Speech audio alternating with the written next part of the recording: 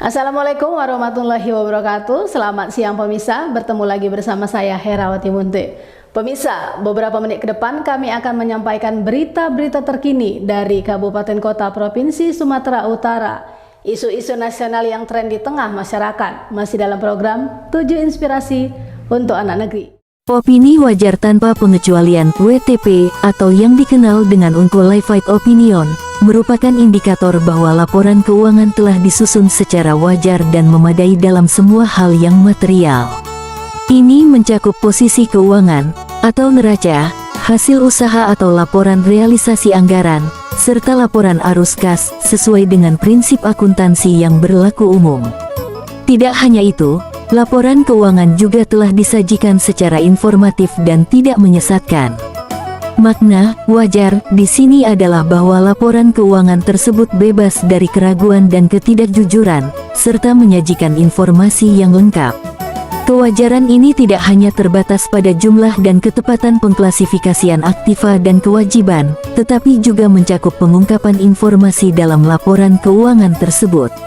Demikian disampaikan oleh Jalel Saragih, seorang tokoh masyarakat dan mantan birokrat di Pemko Pematang Siantar. Setelah 18 tahun, Pemkab Simalungun akhirnya berhasil meraih opini WTP dari BPK. Ini menandakan bahwa upaya yang dilakukan oleh Radiapoh Sinaga sebagai kepala daerah telah mencapai hasil yang maksimal.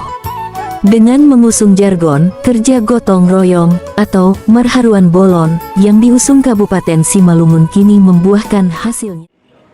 Menyangkut pemerintahan itu kan, pemerintahan yang baik dan benar itu kan, itu ada namanya good governance. Good governance itu artinya dia tidak korupsi, pemerintahnya transparan, pemerintahnya tidak nepotisme.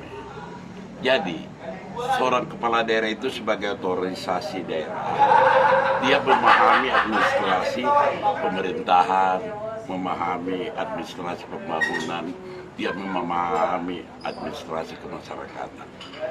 Sehingga di dalam proses WTP tadi, BPK pun melihat faktor kewajarannya. Contoh target, kalaupun capaian misalnya 97% dari 100%, tak tercapai itu kan, ya. Tapi itu masih dianggap wajar. Nah, tapi jangan sampai ada hal-hal yang negatif. Bisa nilainya balik paling dasar nanti bisa misalnya disclaimer, tidak taat dengan ketentuan peraturan yang berlaku di Republik ini. Sepanjang kepala daerah itu mentaati semua peraturan ketentuan, apakah Perda, apakah peraturan yang lebih tinggi dari gubernur, dari menteri dalam negeri, dari Kepres, dan undang-undang paling tinggi, semua itu berarti dia bisa, wajar kita berikan dia WTP. Saya pikir seorang Pak Radiapoh itu tahu persis pemerintahan ini, dan dia tidak memperkaya diri, tidak, dia memperjuangkan kemasyarakatan Simalungun itu harus sejahtera. Nah, melalui contohnya Haruan Bolon, melalui partisipasi masyarakat, nah, dan semua itu ditumbuhkan. Nah, jadi kita harus positive thinking lah melihat kemajuan Simalungun. Prosesnya tentunya dilihat dari indikator-indikator. Itu tentunya dilihat dari target.